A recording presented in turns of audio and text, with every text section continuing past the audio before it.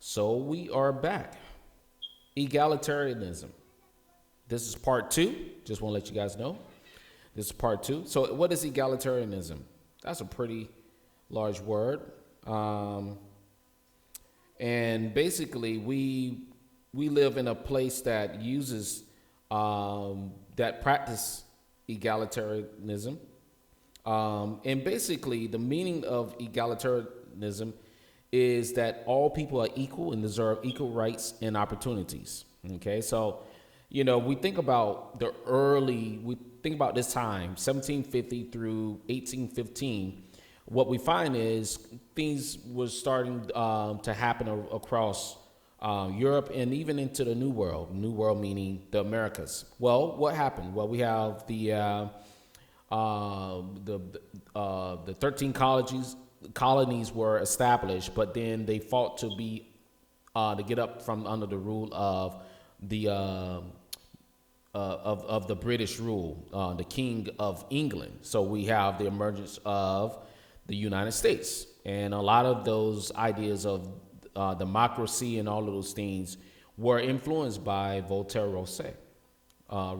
I'm sorry. So Voltaire Rousseau played a big part in the way people thought about equality. Okay. Now, with this comes, like I said earlier, that we have a growing middle class, and we also do have wealthy people. What was the role of a musician during this time? Well, music was considered a adornment of life. Music was used for social events. In other words, people like to have fun. People like to party, have a good time.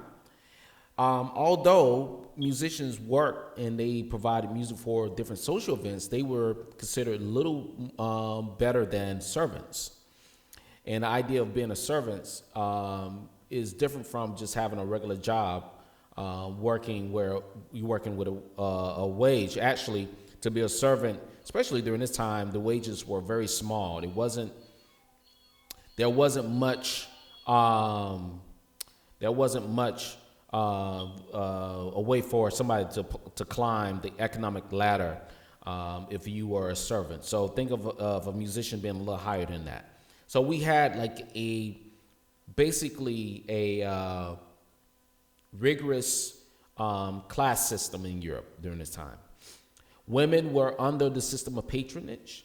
And if you're wondering what patronage is just a simple fact of a way of basically being sponsored by somebody or having somebody to provide for another person for a particular service. I hate to say it though, the idea of a patronage for women was marriage. So in a way for women to get to a point where, okay, well, they, wanted to increase their economic status, they had to marry somebody that was of high status. And a lot of times these women, a lot of the women were already in very aristocratic families to begin with, but they want to continue with that high aristocratic lifestyle, so to speak. What do we have? We have public concerts. We're starting to become the thing. People starting to go to public gatherings to hear music.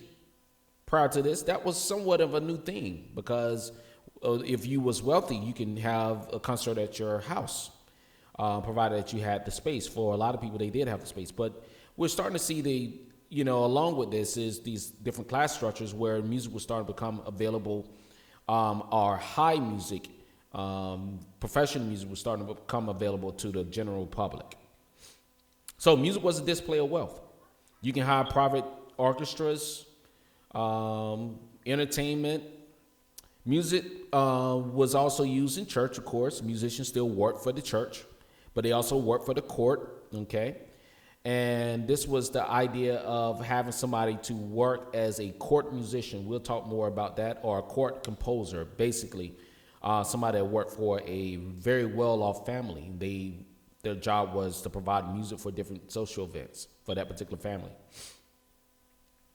But by the mid-19th century, when we say 19th century, we're talking about later on when we get into the 1800s, 1850-ish the idea of having a chord composer is starting to fade out. All right, I'm going to conclude this right now. We're going to go on. We're going to move on to part 3, talk more about that, and we'll get more into classical forms. So stick around. More to come.